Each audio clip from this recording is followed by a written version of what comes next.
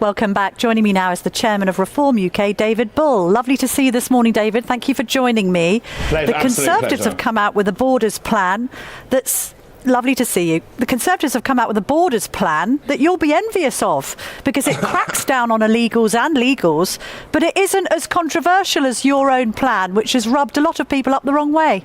Camilla, I think this is a desperate last-ditch attempt to have some sort of credibility and semblance of actually being able to do something. In fact, when I read that policy last night, my mouth dropped open because it's pretty much a copy and paste of the policy that we launched some month or so ago, Operation Restoring Justice. I think you were at that launch, and pretty much they are doing exactly what we said. And this is very much like a copy and paste. They've literally taken every single word. And when Chris Philp talks this morning about the fact that we put it together on the back of a fag packet, I think that's pretty rich coming from the Conservative Party, who did nothing about our porous borders over 14 years. Well, having said that, Kemi Badenoch has accused you of ripping off her indefinite leave to remain plan. She says she's set up a commission with Lord Wolfson to argue through the legal arguments for leaving the ECHR, whereas you haven't really spoken to as many lawyers as she has on the issue. Well, that's simply not true. And if they have ripped off your policy, you must be absolutely delighted with it, David, that both of the parties on the right are singing from Nigel Farage's hymn sheet. Well, if you look at the latest Merlin poll, the voters don't actually trust the Tories to get anything done. And there's a very good reason for that, isn't it? They're all talk. Nothing ever happens. And when you look at the latest polling, this morning, we've gone up to 34, which is up 2 points. The Conservatives and Labour both down. We're polling almost as much as Labour and the Tories combined. And so the public is saying, actually, we want to take back control of our borders. We want someone to actually sort out this unholy mess. And that the people to do that will be Reform UK. Just to warn viewers and listeners, there are odd noises and bings and bongs and bangs and a vacuum going, just in case you're hearing background noise. But that's because we're on location, which is something David Bull, as a former broadcaster, you're very familiar with. When it comes to the Tories, you're saying all of this quite critical language and using that.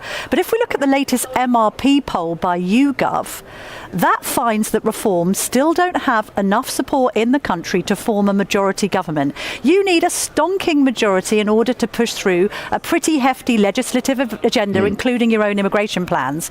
So you're slagging off the Tories, but you might need Kemi Badenoch and her MPs to prop up your next government, mightn't you? Yeah, Camilla, remember we've been here before. We stood down, didn't we? We gave Boris Johnson an 80-seat majority, which was squandered. There is no way we would do a deal with the Tories. Look, when it comes to those polls, actually, they are very different. So the latest polling shows we win between 271 to 450 seats. That could give us a working majority of, say, 47 or thereabouts. But the point is that actually, I think the public, and I've been going around the country, I've seen 5,000 people over the last 4 months, and people are sick and tired of the back and forward, to and fro, from the Conservative Party to the Labour Party. They are looking for something different, and that is where we come in. And actually, we are only just getting started, and that's the message that I'm giving out to people as I go around the country. Watch those poll ratings, they will go up. All right, but hang on a minute. Are you saying that you'd rather be in a minority government than form a pact with the Conservatives? Who else are you going to form an electoral pact with if you were going to enter into coalition government? You're not going to form it with the Lib Dems or Labour or Green or Zara Sultana or Jeremy Corbyn. So if you don't form a pact with the Conservatives, if you haven't got enough for a majority, you're then going to let Labour in for another 4 years. No, the point is we believe that we can win and get an outright majority, and that is what the polling is showing us. But look, if when you don't... look at but what I was going to say was when you look at those polls, actually it looks like the Tories will be pretty much wiped out. They would be reduced to about 41 seats. Labour would have its worst results since 1931. You don't set out in a race to lose the race. Look, when you have a general election approaching, and remember it could be some time away, what we are doing is setting out our stall. We will have detailed and costed policies by the general election, and we are saying to the British public, look, which do you want? Do you want the Tories, do you want Labour, or do you want us? And I'm telling you, around the country, GB News viewers will be sitting at home thinking, I've had enough of all of this, and it's time to give another party a chance, and that party is ours. GB News viewers and listeners are very concerned about the case of Nathan Gill. This is the former leader of Reform in Wales who was taking bribes from the Russians. What on earth has gone on here, David Bull? How can there be such a person in the Reform Party? Well, obviously, he's not in Reform UK. I knew Nathan when we were in the Brexit Party together. We served in the European Parliament together. And obviously, what I've read is absolutely horrific. It has no place in politics. So we have distanced ourselves from Nathan Gill, and he deserves the full force of the law. Can I ask you about Zia Youssef's comments about the Prime Minister's rhetoric at the Labour Party conference? He claimed earlier this week that it had incited violence against Nigel Farage. He also revealed that Nigel Farage's taxpayer-funded bodyguards had been cut by 75% by the government. What's your response to that? Is Sir Keir Starmer inciting hatred against your party leader? Yes, I think he is, actually. He said that Nigel was not patriotic. I've worked with Nigel for a very long time. Shouldn't he? Well, so I know there is no one more patriotic than Nigel Farage in this country. Also, he then claimed that we were a party of racists. Now, that is inciting violence as far as I can see. And the fact is that revenge is a dish best served cold. So you can see Labour has fallen by 5 points since he made those comments. We've put on another 8,000 members, thanks to the Prime Minister. I think the Prime Minister should do the decent thing, call a general election and see if the public back him. The Prime Minister has denied Zia Youssef's claims that he has incited any violence against Nigel Farage at all in his rhetoric at conference. But just by extension, if you think that his words are inciting violence, then surely both you and Zia Youssef should be calling on the police to investigate.